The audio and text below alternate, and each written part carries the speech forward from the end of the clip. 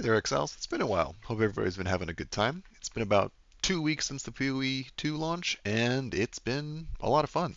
I've messed around with a few characters, but only a few stuck. Today, I want to talk about my Monk. It's a new class that GGG added.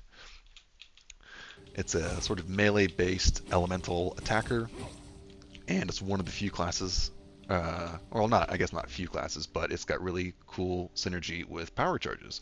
And you know me, if you've watched my channel, I love power charge stacking builds. So the moment I saw that, as well as this item, I knew that I was going to make a charge stacking build. So I did buy this pretty cheap early on. It's gotten a little bit more expensive now, but if you search by exalts rather than by divines, you can find some pretty good deals. Okay, so this character is an Invoker monk, uh, evasion, energy shield hybrid. We've got pretty decent resistances, not the best, but good enough for now. Typically, as a monk, you want to eventually go for crit, but crit in this game is a little bit different. You really need all the different passives and a good weapon for it to really be worth using. Because monks have this really strong node, just like the Inquisitor, where critical hits ignore enemy resists, basically. Super strong, just you can just shred everything, stack any type of damage.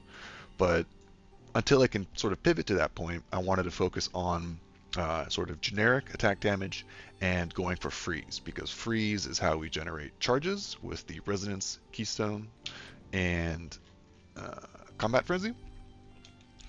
And we also get these two nodes, which are really strong.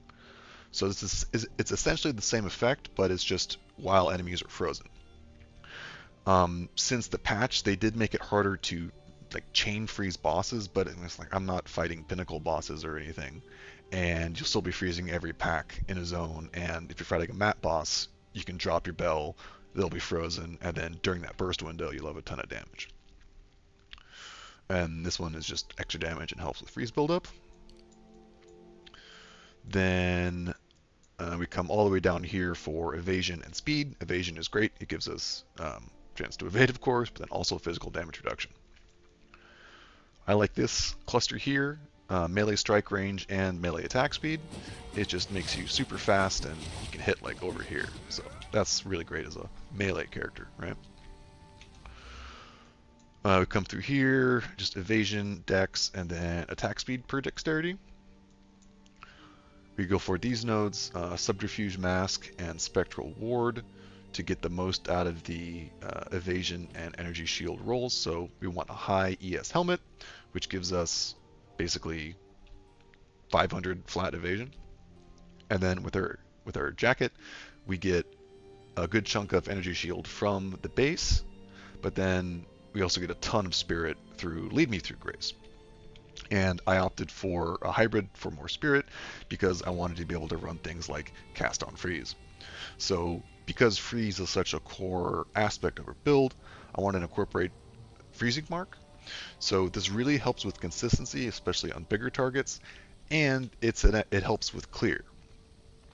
So it causes more a freeze build up. It's got a pretty good Nova radius, and it's got this okay-ish chunk of base damage. But it's an attack, and that scales with all of our generic attack nodes on the tree, as well as the element ignore resistance. So with cast on freeze, you just gain power every time you freeze something, and every time you freeze something, you cast freezing mark. And with Herald of Ice, this is the other part of the clear, so it's got AoE. And then I'm using Biting Frost because if I'm exploding a pack, the mobs are going to be frozen, so this is just going to make clearing it up a lot easier, and Primal Armament is a big chunk of damage. Charge Staff is our primary freeze source, so we're using Cold Infusion and Ice Bite. You can see that the Shockwave here has more cold than lightning damage now. If you take this off, we'll see that this is basically pure lightning, but we add the cold to give it more consistent freezes, and then every time we do freeze, we get even more damage as cold. So for my main attack is Tempest Fury. You can see I still have everything only 3 linked, but I'm going for generic damage, right?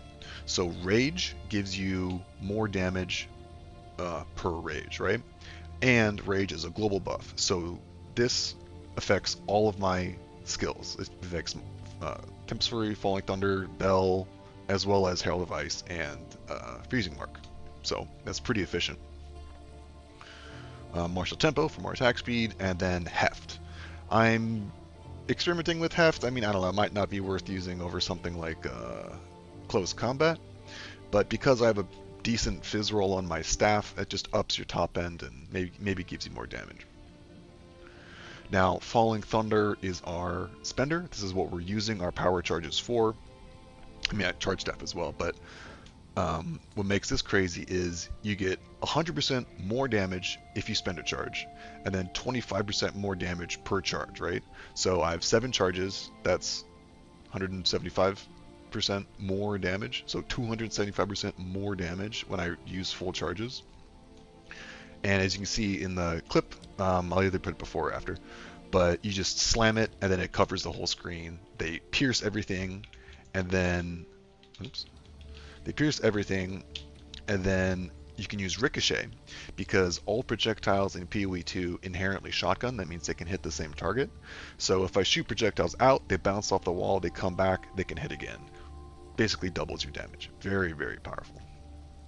And I'm just using projectile speed here. You get such a big multiplier from the skill itself. I'm just kind of going for utility. And perpetual charge makes it so sometimes you can just chain slam. Very fun. Tempest Bell, the classic melee shotgun ability. So every time you gain strikes, you have to hit them 4 times, then you can drop the bell.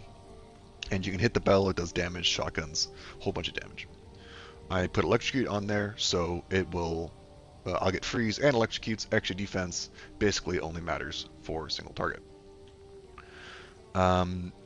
Wind Dancer is just a classic go-to if you're an evasion build. You get more evasion per stage. It's really strong. And then whenever you do get hit, it puts out a shotgun. It kind of like knocks guys, or a shockwave that knocks guys away from you. You have an option here, Grim Feast or Ghost Dance. Ghost Dance is very strong for like getting your health back right away.